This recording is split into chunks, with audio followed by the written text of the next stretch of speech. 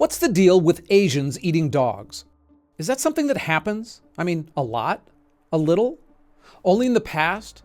Is it a delicacy or something when people didn't have enough protein? Or maybe it's all just a racist stereotype. People think they're so clever, like they're the first person to ever ask me this question, do you eat dog? This is the kind of thing I think about when I can't sleep at 3 a.m., so here we are. I'm Ken LaCourte. I research questions like this, not to mock people or feel superior, but to really dig into the truth and give you the answers as straightforward as I can. How does our world work? I'll first explain what I learned about where the world stands today on eating dogs. Then, why Asia? I mean, it's a big world with a lot of hungry people, but why did this become something associated with Asians? And finally, we'll look at pet or protein, why societies are cool with chowing down on some animals, but not others. So to most Americans, eating dogs is a pretty squeamish thing to think about. But maybe a better question is, why don't we eat dogs?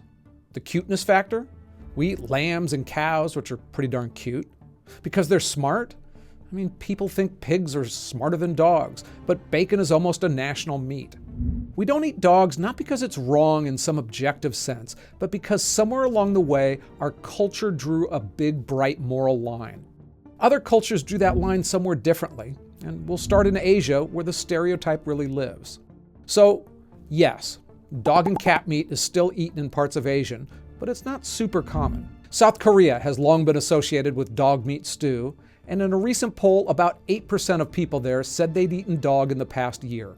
That's down from 27% in 2015. Younger generations don't eat dog meat nearly as often, and they view it much less favorably than older South Koreans do. Vietnam is thought to have the world's second highest consumption of dog meat, and they eat about 5 million dogs a year.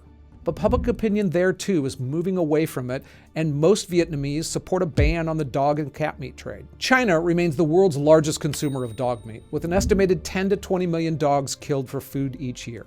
It's mainly concentrated in their rural areas. China also hosts the Yulin Dog Meat Festival around the summer solstice each year.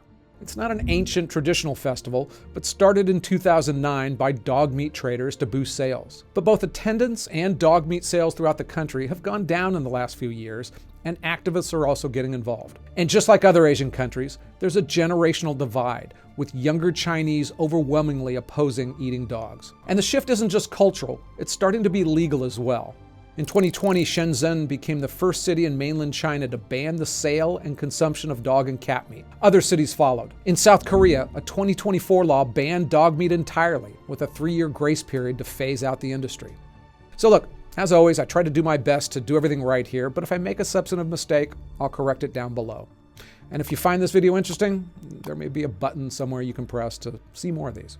Now, let's look at some of the wet markets, the open air, often chaotic food markets that we became familiar with during COVID. So, wet market doesn't mean an exotic animal death pit.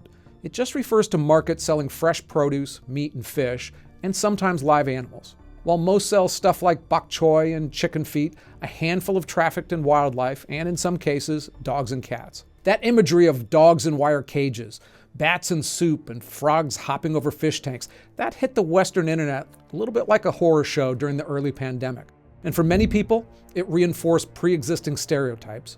But let's zoom out beyond Asia. Unlike some Asian countries, it's actually legal to eat dogs in Switzerland. Activists said in 2014 that about 3% of Swiss people had eaten dog or cat meat, although they do have a bit of an agenda on that. And it's still a practice in some small rural areas where Christmas cat stew is part of some traditional menus. In parts of Nigeria, dog meat is sold openly in markets and considered an aphrodisiac or medicinal food, but we don't often hear about that. Cameroon, Ghana, and other African countries do the same. And historically, some indigenous peoples in Mexico ate dog meat, particularly this guy, a Mexican hairless dog. So why Asia? If people are eating dogs and cats in other places, why did the whole Asians eat dogs stereotype stick? Part of it is historical. In ancient China, we know they ate dog meat for thousands of years. Dogs were raised not just for companionship or guarding, but also as livestock. In Korea, dog meat soup was believed to boost stamina and masculinity, especially during hot summer months.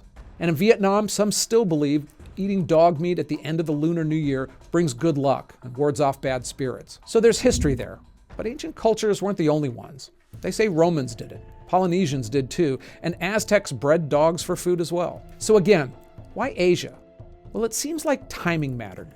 American exposure to Asian food came largely through war, not exactly a time for cultural nuance and understanding. During World War II, the Korean War, and especially the Vietnam War, American soldiers stationed overseas saw unfamiliar foods and they brought back stories. Some were real, others exaggerated.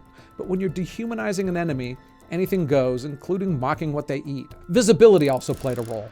Unlike the wrapped ground beef in Western supermarkets, some traditional Asian markets displayed live animals for sale. Dogs in cages, cats in baskets, frogs in tanks, and that's jarring to outside eyes. Once a stereotype like that becomes popular, it can be shorthand for weird or uncivilized. The image has legs, literally.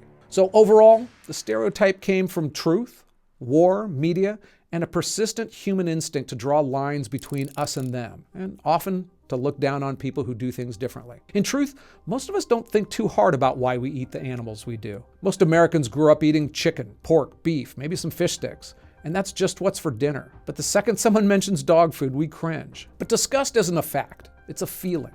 Like most feelings, it's a product of who raised you, where you live, and what your culture takes as normal. So certainly one important factor is that the closer an animal is to our daily lives, the harder it is to see as food. We've domesticated our dogs, cats, and other animals. We take care of them.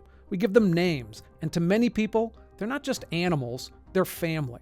Cows and chickens don't live in our houses, but there's still a wide variability of how we view animals regardless of where they live. I mentioned earlier that pigs are smart. They can play video games, recognize their names, form emotional bonds, just like dogs. But in the US, the only food more American than hamburgers is bacon. And we eat about 75 million pigs every year. And bunnies, they're so adorable that they're basically the universal mascot for cuteness. But they're on the menus in some US restaurants, and they're even more popular in parts of France, Italy, and China. Horses aren't eaten in the US, but in parts of France, Belgium, Italy, and Japan, horse meat is available raw, seared, or even sausages. An American might be bothered by that, but most of us grab a burger, wear leather shoes, or sit on a leather sofa without a second thought. And in India, cows are holy. Harming one isn't just offensive, it's criminal in many states. In fact, 40% of Indians are vegetarians. To them, all of these foods are off limits. So it's not about logic, it's about who we are and who we're not.